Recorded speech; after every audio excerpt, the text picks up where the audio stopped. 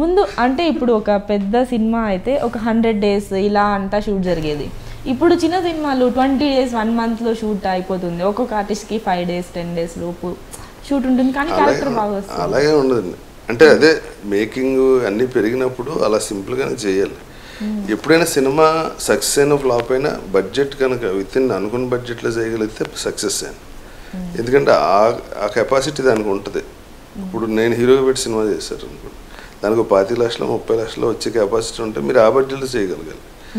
దానికి 2 కోట్లు ఖర్చు పెట్టారు అనుకోండి, సినిమా బాగుంటే 20 కోట్లు రావచ్చు, వేరే విషయం. కానీ ఆ బడ్జెట్ ఫెయిల్యూర్ అన్నది 90% జరుగుతూ ఉంటుంది. అంటే మీకు ఎప్పుడైనా ఇలా ఒక ప్రొడక్షన్ స్టార్ట్ చేసి మూవీ చేయాలి, డైరెక్షన్ చేయాలి, ప్రొడ్యూసింగ్ చేయాలి అలా అనిపించిందా? మీరు ఎప్పుడైనా చేశారా? అంటే అండి నేను ఎగ్జిక్యూటివ్ ప్రొడ్యూసర్గా ఉన్నాను, మేనేజ్ చేశాను ఇంతకుముందు. అంటే రమేష్ ముప్పాల్ గారు అని ఎల్లో ఫ్లవర్స్ అందులో 3 సినిమాలు చేశారు. మిరపకాయ అది, శ్రీమన్నారాయణ, పైసా సినిమా 3 చేసామండి. ఇప్పుడు భద్రా ప్రొడక్షన్స్లో తగ్గేదేలే అని ఒక సినిమా చేస్తున్నాం. అదేంటంటే నేను అన్నీ చూసుకుంటాను, అంటే డబ్బులు పెట్టేంత లేదు నాకు. ఎగ్జిక్యూటివ్ ప్రొడ్యూసర్గా ప్రొడక్షన్ సైడ్ ఇంట్రెస్ట్ నాకు. చేశాను, బాగానే పేరు తెచ్చుకుని విత్ ఇన్ బడ్జెట్లో ఫినిష్ చేశారు. ఓకే, ఆ మూవీ కోసం వెయిటింగ్. తగ్గేదేలే బాగుంటుంది. టైటిల్ కూడా మంచిగా ట్రెండింగ్లో ఉండేది పెట్టారు అసలుకి. అంటే ఆ సినిమాకి అది బాగుంటుంది, అందులో ఎవడో తగ్గడం అనమాట అసలు. మీరు కూడా ఇంతవరకు తగ్గలేదు కదా అసలు, ఇండస్ట్రీ స్టార్ట్ అయినప్పుడు చాలాసార్లు తగ్గేవండి, తెలియదు బయటకి అంత. ఇప్పుడు మీరు ఇక్కడ తగ్గేది అంటే కుదరదు, ఇక్కడ తగ్గుంటేనే ఉంటారు.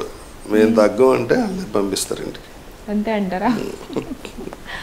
ఇప్పుడు మీరు టీవీ షోస్లో అప్పుడప్పుడు కనిపిస్తూ ఉంటారు, దాంట్లో ఏమైనా మీకు ఒక హోస్ట్ ఛాన్స్ ఏమైనా వస్తే ఎలా చేస్తారు? 100% నాకు ఇంట్రెస్ట్ బాగా హోస్టింగ్. అంటే ఇప్పుడు యాక్టింగ్ కెరీర్ కూడా ఉంటుంది, ప్లస్ దీన్ని కూడా ఎలా మేనేజ్ చేద్దాం అంటే అండి. ఇప్పుడు ఒక ఆర్టిస్ట్కి కావాల్సింది ఏంటండి, ఆడియన్కి ఎంత దగ్గర అయితే అంత హ్యాపీ కదా.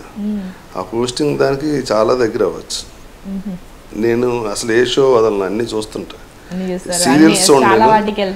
సీరియల్స్ తక్కువ చూడటం, కానీ షోస్ అంటే ఇష్టం బాగా. వాళ్ళు పిలుస్తుంటారు, నేను సరదాగా వెళ్తుంటాను.